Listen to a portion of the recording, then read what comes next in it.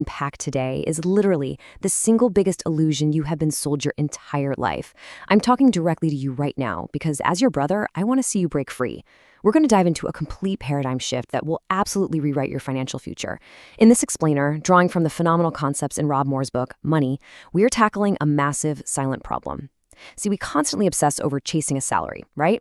We think that getting a bigger paycheck is the exact same thing as building wealth. Well, let me tell you right now, they are completely, entirely different.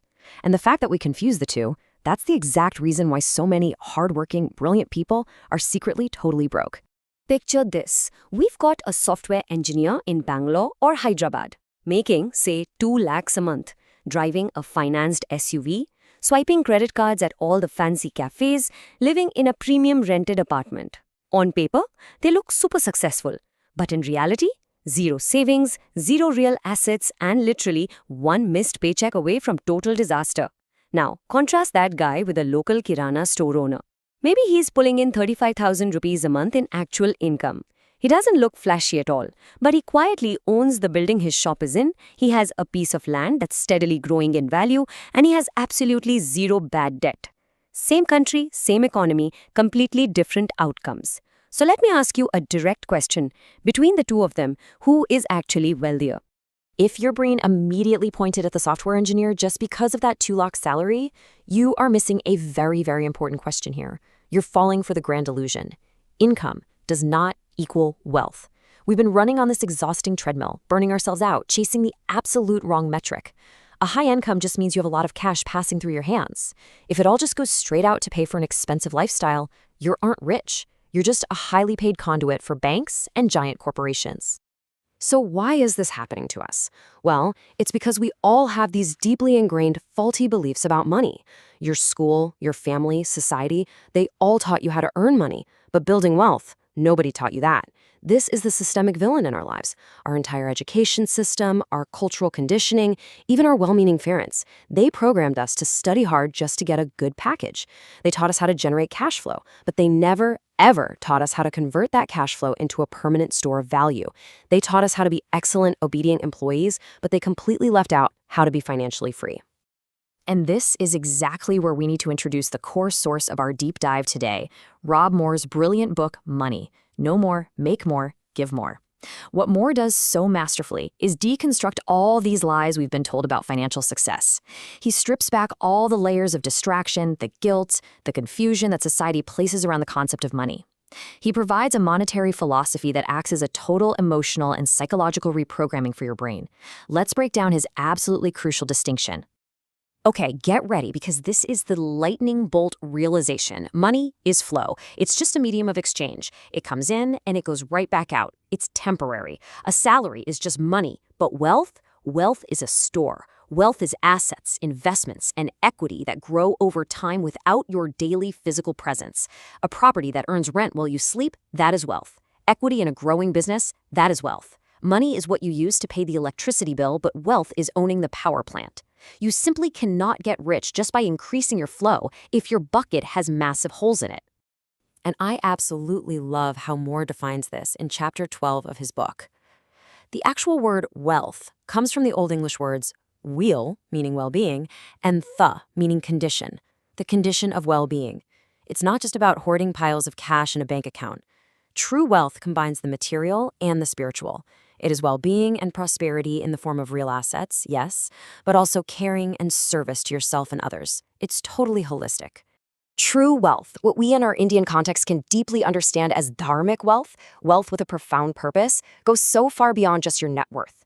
It gives you 3 ultimate freedoms. First, time freedom. You don't need to trade every single hour of your precious life just for a wage. Second, choice freedom, the ultimate power to say yes to what you love and no to toxic bosses or situations you absolutely hate. And third, impact freedom, the sheer ability to give, to uplift your family, to build a lasting legacy. When you just have money, you are still a slave to it. But when you have wealth, you have real freedom. Now, I really want to connect this modern financial science with the ancient wisdom that literally runs in our blood, sanchitam, rakshitam, vitam. Our ancestors understood this thousands of years ago. Sanchitam is the wealth you earn through your hard work. Rakshidam is the wealth you protect, saving it, defending it from mindless consumption and bad liabilities.